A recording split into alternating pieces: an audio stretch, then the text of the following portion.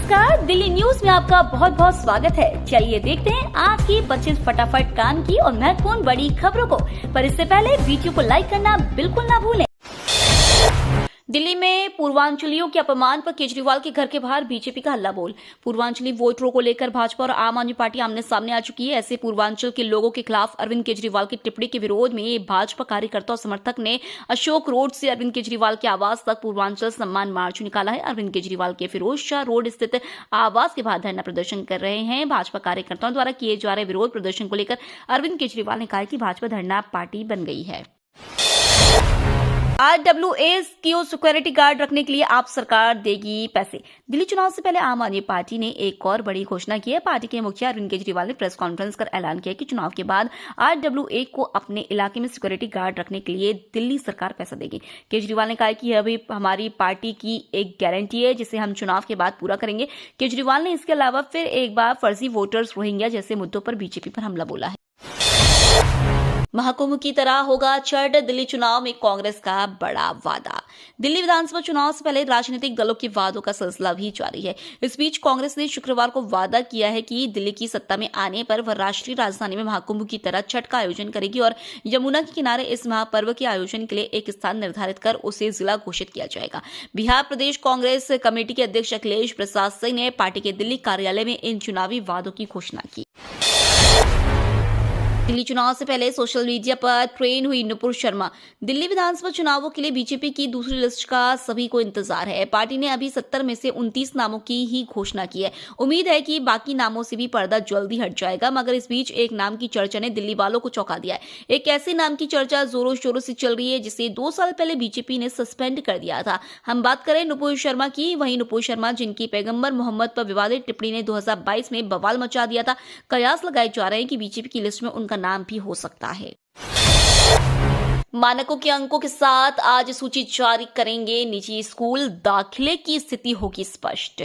दिल्ली के निजी स्कूलों में नर्सरी केजी में दाखिला हो पाएगा या नहीं, यह आज लगभग तय हो जाएगा। निजी स्कूल शिक्षा निदेशालय के निर्देश अनुसार मानकों में मिले अंकों के साथ बच्चों की सूची जारी करेंगे। इससे स्कूल में होने वाले दाखिले की स्थिति लगभग स्पष्ट हो जाएगी। वहीं स्कूलों ने ड्रॉ ऑफ लॉटरी का शेड्यूल जारी कर अभिभावकों को बुलाना शुरू कर दिया है। दिल्ली चुनाव को लेकर बीजेपी की बैठक, जल्द जारी होगी उम्मीदवारों की दूसरी सूची। दिल्ली विधानसभा चुनाव को लेकर सभी राजनीतिक दल रणनीतियां बना रहे हैं और इसी क्रम में भारतीय जनता पार्टी ने अपनी कोर कमेटी की बैठक आयोजित की। यह बैठक पार्टी के राष्ट्रीय अध्यक्ष जेपी नड्डा के आवास पर हुई, जिसमें दिल्ली की बची हुई 41 विधानसभा सीटों को लेकर चर्चा की गई।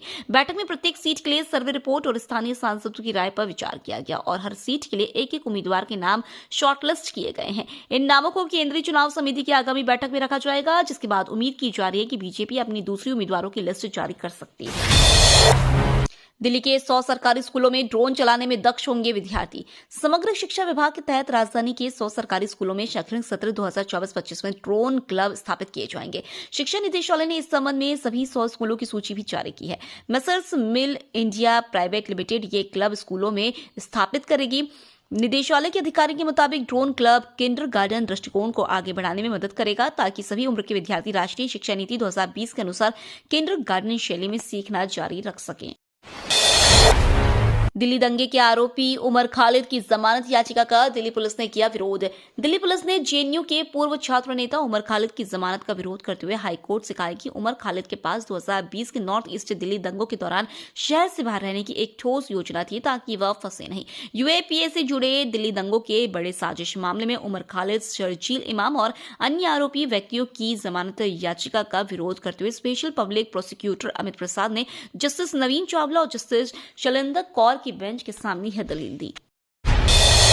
संभल हिंसा मामले में पुलिस ने 2 और आरोपियों को किया गिरफ्तार। उत्तर प्रदेश के संभल में जामा मस्जिद में सर्वे के दौरान हुई हिंसा के मामले में पुलिस ने 2 और लोगों को गिरफ्तार किया है। पुलिस के मुताबिक गिरफ्तार किए गए दोनों आरोपियों की संलिप्तता 24 नवंबर को हुई हिंसा में पाई गई थी, जिसके बाद इन दोनों को गिरफ्तार किया गया है। इससे पहले संभल हिंसा मामले में पुलिस ने दिल्ली के सलीमपुर एरिया से आरोपी सलीम को गिरफ्तार किया। हिंसा के बाद से यह दिल्ली के सलीमपुर एरिया में छिपा था।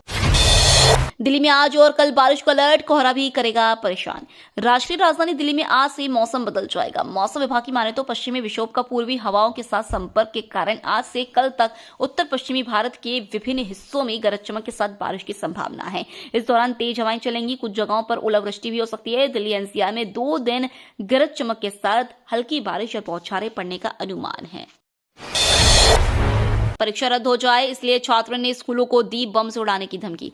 दक्षिण जिला पुलिस ने स्कूलों को बम लगे होने की धमकी भरे मेल भेजने वाले लाजपत नगर में स्थित एक प्रतिष्ठित स्कूल के 12वीं कक्षा के छात्र को पकड़ा है। यह छात्र जब भी परीक्षा को रद्द करवाना चाहता था तो मेल कर देता था। अब अन्य छात्र इससे मेल डलवाकर परीक्षा कैंसिल करवाने के लिए रिक्वेस्ट करने लग गए थे। आरोपी VPN लगाकर मेल करता था। केजरीवाल के बयान पर भड़के गिरिराज सिंह, बोले जो अन्ना का नहीं हुआ वह यूपी बिहार का क्या होगा। दिल्ली के पूर्व मुख्यमंत्री अरविंद केजरीवाल के बिहार और उत्तर प्रदेश के लोगों पर दिए गए बयान ने एक नया राजनीतिक बवाल खड़ा कर दिया है। केंद्रीय मंत्री गिरिराज सिंह ने इस बयान पर केजरीवाल को आड़े हाथों लेते हुए तीखी प्रतिक्रिया दी। उन्होंने कहा कि जो व्यक्ति अन्ना हजारे को धोखा दे सकता है वह किसी का नहीं हो सकता।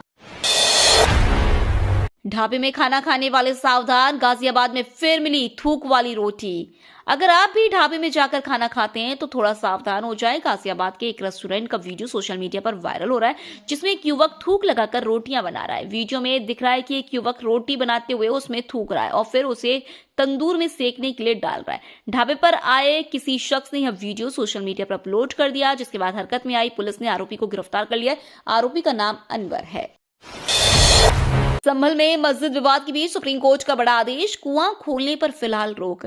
सुप्रीम कोर्ट ने शुक्रवार को उत्तर प्रदेश सरकार और संभल जिला प्रशासन को शाही जामा मस्जिद के विवादित कुएं को लेकर कोई भी कदम उठाने से रोक दिया। इस कुएं का आधा हिस्सा मस्जिद के अंदर और आधा हिस्सा मस्जिद के बाहर है। कोर्ट ने इस मामले में सांप्रदायिक सौहार्द बनाए रखने की जरूरत की बात कही है। आपको बता दें कि इसी इलाके में मस्जिद के स्थान पर एक हिंदू मंदिर होने का दावा किया जा रहा है। दिल्ली हवाई अड्डे पर घना कोहरा, 100 से अधिक उड़ानों की परिचालन में देरी। राष्ट्रीय राजधानी दिल्ली में कड़ाके की ठंड पड़ रही है। कड़ाके की ठंड के अलावा दिल्ली घने कोहरे की चादर में लिपटा हुआ है। इस कारण विजिबिलिटी बेहद कम हो गई है और सड़कों पर वाहन रेंगते दिखाई पड़ रहे हैं। इस कारण कई राज्यों में अलर्ट भी जारी कर दिया गया है। इसका असर वाहन, हवाई जहाज की उड़ानों और भारतीय रेलवे की ट्रेनों पर भी असर पड़ रहा है। इस कारण दिल्ली से उड़ने वाले 100 से अधिक उड़ानों में देरी देखने को मिली है। NIA ने देश के खिलाफ गतिविधियों में शामिल वांटेड को दिल्ली एयरपोर्ट से पकड़ा। राष्ट्रीय जांच एजेंसी ने बिहार के फुलवारी शरीफ PFI मामले में वांटेड आरोपी को दिल्ली के IGI एयरपोर्ट से गिरफ्तार किया है। आरोपी दुबई से दिल्ली लैंड किया था, उसी वक्त NIA की टीम ने उसे पकड़ लिया। इस मामले में यह 18वीं गिरफ्तारी है। NIA ने बताया कि गिरफ्तार आरोपी का नाम मोहम्मद सज्जाद आलम है। यह बिहार के पूर्वी चंपारण इलाके का रहने वाला है। इंडोनेशिया के राष्ट्रपति प्रबोवो सुबियांतो इस बार गणतंत्र दिवस पर होंगे चीफ गेस्ट। भारत ने इस बार गणतंत्र दिवस पर चीफ गेस्ट के तौर पर इंडोनेशिया के राष्ट्रपति प्रबोवो सुबियांतो को न्यौता दिया है। इसका आधिकारिक ऐलान कभी भी हो सकता है, लेकिन एक पेज फंस गया है। पेज यह है कि सुबियांतो का गणतंत्र दिवस समारोह के ठीक बाद पाकिस्तान जाने का कार्यक्रम है, लेकिन भारत ये नहीं चाह रहा। इसलिए इंडोनेशियाई राष्ट्रपति को इस बात के लिए मनाया जा रहा है कि वह अपनी यात्रा को पाकिस्तान के साथ क्लब मत करें, अपनी पाकिस्तान यात्रा को भारत दौरे से अलग रखें। दिल्ली में चुनाव से पहले आपका नया दाव, 8 सदस्यीय समिति का गठन। दिल्ली विधानसभा चुनाव से पहले आम आदमी पार्टी ने आज एक और बड़ा दाव चल दिया है। आपने दिल्ली के हिंदुओं को रिझाकर अपने पाले में करने के लिए अपनी सनातन सेवा समिति का गठन कर दिया है। इस समिति में कुल 8 सदस्यों के नाम है और घनेन्द्र भारद्वाज को इसका प्रभारी बनाया गया है। दिल्ली विधानसभा के लिए 5 फरवरी को मतदान होगा और मतगणना 8 फरवरी को होगी। दिल्ली विधानसभा चुनाव की अधिसूचना जारी, नामांकन की प्रक्रिया भी शुरू।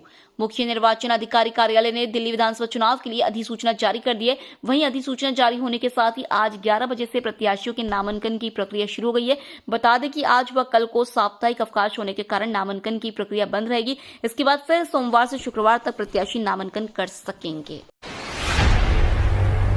RBI ने बताया तेजी से घट रहा है भारत का विदेशी मुद्रा भंडार। देश का विदेशी मुद्रा भंडार घट रहा है। भारत का विदेशी मुद्रा भंडार 3 जनवरी को समाप्त हुए सप्ताह में 5.69 अरब डॉलर घटकर 634.58 अरब डॉलर तक पहुंच गया है। भारतीय रिजर्व बैंक ने इसकी जानकारी दी। RBI ने शुक्रवार को कहा कि इससे पिछले सप्ताह में यह 4.112 बिलियन डॉलर घटकर 640.279 बिलियन डॉलर रह गया था। आप और कांग्रेस की बड़ी टेंशन, सहयोगी पार्टी ही उतारने जा रही उम्मीदवार।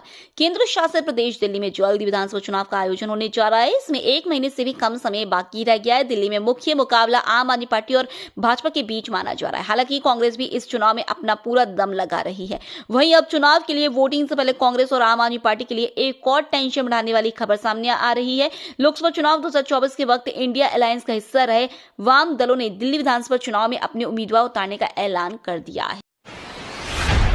पुलिस की स्पेशल सेल ने रांची से अलकायदा AQIS के वांछित संदिग्ध को दबोचा। दिल्ली पुलिस की स्पेशल सेल ने शुक्रवार को अलकायदा इंडियन सब कोऑर्डिनेट मॉड्यूल के एक वांछित संदिग्ध को झारखंड के रांची से गिरफ्तार किया है। पुलिस ने जिसे गिरफ्तार किया उसकी पहचान शाहबाज के रूप में हुई है। अंडरवर्ल्ड डॉन छोटा राजन नाक के ऑपरेशन के लिए एम्स में भर्ती।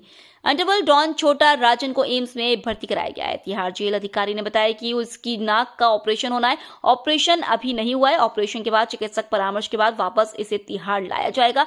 फिलहाल एम्स में ऑपरेशन से पहले ऑब्जर्वेशन की प्रक्रिया के तहत यह भर्ती है। रमेश विधुड़ी को मुख्यमंत्री का फेस बनाएगी बीजेपी, आतिशी का दावा। दिल्ली विधानसभा चुनाव को लेकर राजनीति सरगर्मी उफान पर है। इस बीच आप नेता और दिल्ली की मुख्यमंत्री आतिशी ने दावा किया है कि बीजेपी रमेश विधुड़ी को मुख्यमंत्री पद का चेहरा बनाने जा रही है। आतिशी ने कहा कि उन्हें विश्वस्त सूत्रों से यह जानकारी मिली। आतिशी ने एक प्रेस कॉन्फ्रेंस में कहा कि पूरी दिल्ली गाली गलौज पार्टी से एक ही सवाल पूछ रही है। जियो ने पेश की 5G से भी फास्ट तकनीक, मिलेगी 1 Gbps की इंटरनेट स्पीड। जियो अब अपने यूजर्स को 5.5G सर्विस ऑफर करेगा। ये सर्विस 5G का ही अपडेटेड वर्जन है जिसमें बेहतर नेटवर्क और फास्टर कवरेज मिलती है। इस नेटवर्क को 5G एडवांस भी कहा जाता है। इसमें यूजर्स को अपलिंक 1 Gbps की स्पीड मिलती है। वहीं इसमें 10 Gbps की डाउन लिंक स्पीड मिलती है। भारत में जियो 5.5G सर्विस देने वाला पहला सर्विस प्रोवाइडर है। हालांकि दुनिया में जियो के अलावा दूसरी कंपनी भी ये सर्विस दे रही है। ये तो थी आज की बड़ी खबरें। रोजाना ऐसी ही सबसे पहले अपडेट पाने के लिए चैनल को सब्सक्राइब करना बिल्कुल ना भूलें। धन्यवाद।